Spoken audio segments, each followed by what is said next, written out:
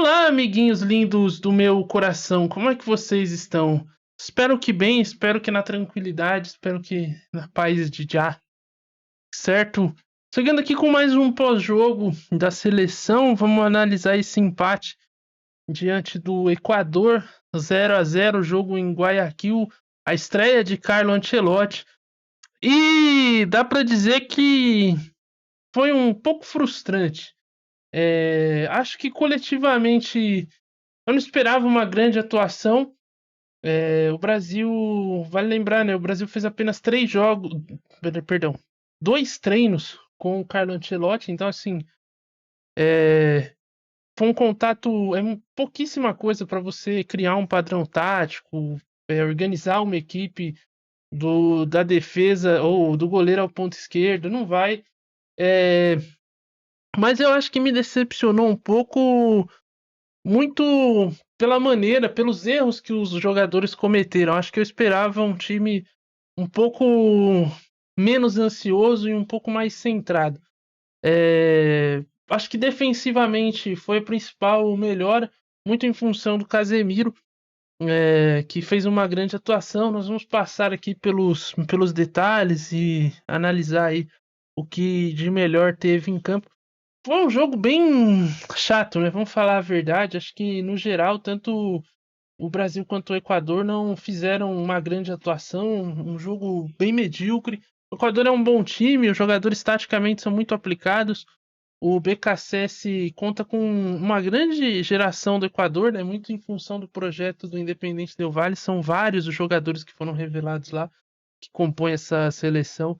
E é um time que, inclusive, está à frente do Brasil, né? Acho que nesse momento, a ver os resultados ali da rodada, ainda ocupa a segunda colocação, e com justiça. É um time realmente com um material humano muito bom e um time muito bem treinado. Já era pelo Félix Sanches, que foi até a Copa América, e agora na mão do BKSS. É interessante você ver que o Equador mantém um estilo uma filosofia, uma ideia, né, de trabalho.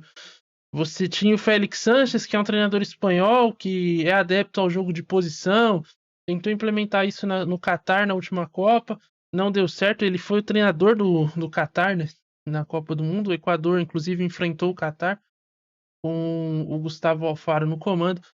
O Equador o contratou, achou que não valia a pena mantê-lo depois da Copa América pelos resultados, o que eu achei esquisitíssimo à época, porque, na minha opinião, o Equador fez uma boa Copa América. Perdeu para a Argentina nos pênaltis, fazendo um grande jogo. Foi atrás do BKSS, que é um cara que mantém também esse mesmo estilo de jogo, adepto ao jogo de posição, já tem aqui alguma experiência na América do Sul. Vira e mexe era sondado aqui pelos clubes do Brasil e está na seleção do Equador, mantendo aí essa filosofia de trabalho e conta com uma geração bem interessante, né? Hincapié é um bom jogador, Caicedo, Kendry Paz, que nem jogou hoje no ataque, ainda tem o Ener Valencia e outros bons jogadores. E o time do Equador, em diversos momentos, teve mais a bola, teve mais ação, buscou o jogo mais que o Brasil, até por estar jogando em casa, principalmente na primeira etapa. Mas o jogo ficou muito preso no meio-campo, né? O Brasil conseguiu neutralizar bem as principais peças do Equador. Caicedo foi muito bem no jogo, também neutralizando as principais peças ofensivas do Brasil. Acho que, para mim, se fosse elencar os destaques da partida, seriam Casemiro e Caicedo, né? O Caicedo pelo lado do Equador, Casemiro pelo lado do Brasil. Realmente, os volantes fizeram a diferença nesse jogo, e acho que isso diz muito do que foi a partida. Uma partida realmente muito travada e muito amarrada. Falando um pouco do Brasil agora, o sistema defensivo melhorou consideravelmente, né? O Brasil estava tomando uns gols idiotas na entrada da área, dando umas vaciladas em bola aérea. Isso já foi bem amenizado, como eu falei, né, muito por conta do Casemiro, que fez uma grande partida, mas Marquinhos e Alexandro foram muito bem, tiveram uma atuação consistente nas poucas oportunidades mais perigosas, nas chegadas mais efusivas do Equador. Os dois também estavam ali bem preparados. Inclusive o Alex Sandro, não, esse é todo junto, né? É o Alex Sandro. Alex Sandro é o lateral esquerdo. Daqui a pouco a gente vai falar das laterais. Mas o Alexandro, que hoje foi chamado só de Alex, Alex Ribeiro, ou como gosta de dizer o Luiz Roberto Alex, eu não sei porque que ele chama Alex de Alex, mas enfim, um dia talvez ele responda, já que eles estão chamando o treinador de Ancelotti, né, não de Ancelotti, enfim, Globo e suas peripécias. Mas, no geral, foi uma boa partida da dupla de zaga. As laterais seguem sendo uma incógnita. Eu nem achei que o Alexandre, para mim, fez uma partida ok. O Wanderson com algumas oscilações, mas em geral, defensivamente, eles não comprometeram, fizeram o papel deles. Aí a gente chega numa questão que parece ser difícil de resolver ali, pelo menos nesse primeiro momento, que é o meio-campo da seleção. O Casemiro, acho que voltou e voltou muito bem. Se manter essa condição, possivelmente vai ser o titular na próxima Copa e com justiça. É muito bom jogador. E aí a gente chega nos caras que jogam mais à frente dele, né? Gerson e Bruno Guimarães, que tiveram partidas bem apagadas. O Bruno Guimarães jogou os 90 minutos, não sei porquê, não sei, sinceramente, poderia ter saído. Acho que o Ancelotti optou pela saída do Gerson, que também não estava fazendo grandes coisas. Eu acho que mais do que mexer no ataque, talvez o Ancelotti tivesse que mexer no meio-campo, entrar com o Andrei Santos e André Pereira. Era expor um pouco demais o time, talvez. Ele estava pensando em primeiro não não deixar a defesa tão exposta, né? Até porque é um time do Brasil que ainda não tá com aquela confiança. Isso é um outro fator que a gente vai falar daqui a pouco.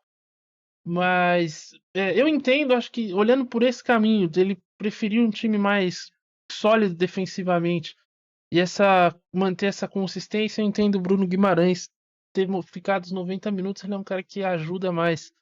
Só que ofensivamente ele tá oferecendo muito pouco, né? E no Newcastle é um cara que sempre aparece, arrisca muito de fora da área. Tanto ele quanto o Gerson, né? O Gerson também é um cara que no Flamengo é muito participativo, finaliza, constrói, participa do jogo a todo momento. E na seleção são caras que desaparecem assim, são outro ser humano, é um negócio impressionante. Pro Gerson e pro Bruno Guimarães, nos seus respectivos clubes, se tiver um cachorro em frente da área, é capaz de eles estarem chutando, é um negócio impressionante. E na seleção é um medo da bola, é uma coisa realmente que impressiona, assim, parece que os caras estão, não se acham dignos, eu não sei o que passa na cabeça deles. Uma vez eu vi o Gabriel Simões falando que o Gerson parece, né, que o Gerson acredita naquela história de jogador de clube e jogador de seleção, porque é outro cara, assim, e de fato. Hoje, no primeiro tempo, ele teve uma chance na entrada da área de finalizar, assim.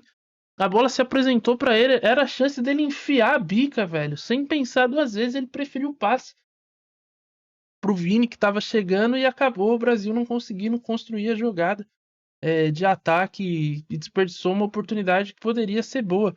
Isso é um problema crônico na seleção. Eu acho que tem muito jogador nesse período que tá fugindo de responsabilidade. Os caras estão com medo de arriscar, de tentar alguma coisa. A seleção tá pesando ainda. Eu acho que hoje, pelo menos do ponto de vista coletivo, o time foi mais organizado, em especial defensivamente. Ofensivamente, ainda oscilando bastante, foram poucas as jogadas de ataque. Mas eu acho que mostra pelo menos um caminho. O Ancelotti está começando o time de trás para frente, né? Ou seja, ele vai arrumar a defesa primeiro para depois tentar arrumar o ataque.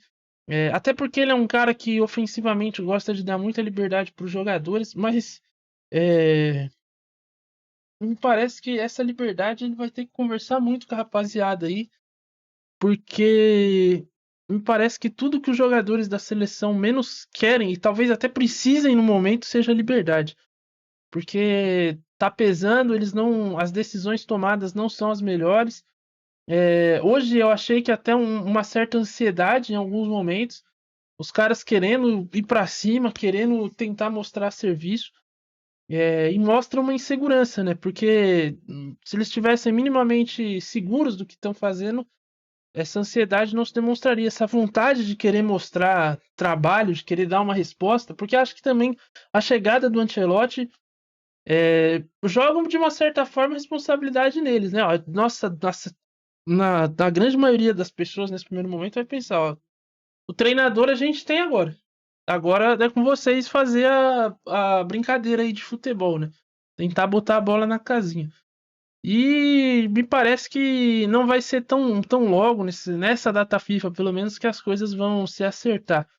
Em geral, acho que foi uma estreia razoável do Ancelotti. Acho que dentro do que, se olhar todo o contexto, acho que tá bem aceitável o 0 a 0, a postura do time, se expôs pouco, ofensivamente não produziu, mas acho que também a gente tem que pesar muito os erros individuais dos jogadores e o fato dele ter treinado com o time apenas 2 vezes, né? Acho que qualquer cobrança crítica em cima dele nesse jogo, acho que é uma loucura sem tamanho. Contra o Paraguai, ainda acho que vai ser uma loucura sem tamanho qualquer cobrança. Ele vai ter aí, sei lá, talvez mais 2, 3 dias para treinar.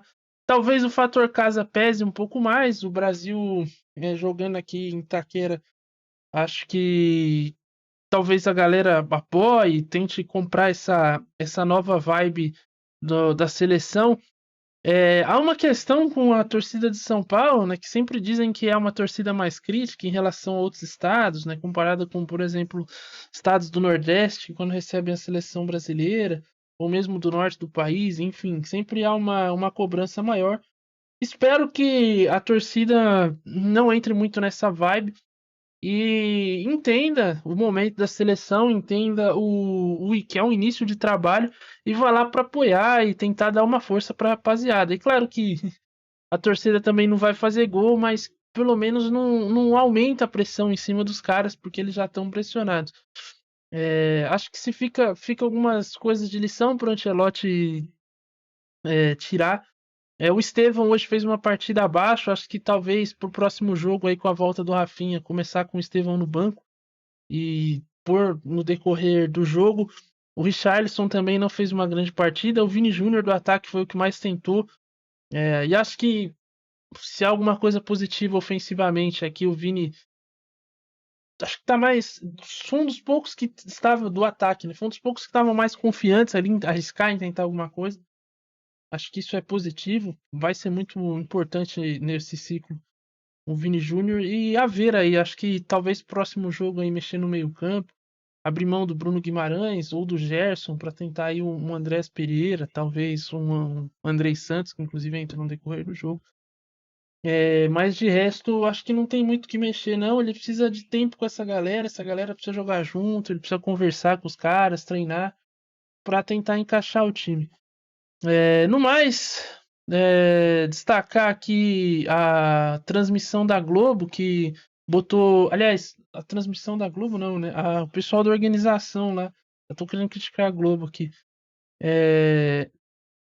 Destacar essa bandeira esdrúxula que o Equador colocou na abertura aí do jogo, né? Eu não sei de onde eles tiraram essa bandeira, mas aparentemente alguns estados do Brasil desapareceram aí da noite pro dia.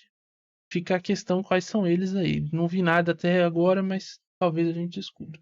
No mais é isso, espero que você tenha gostado. Voltamos aí logo mais.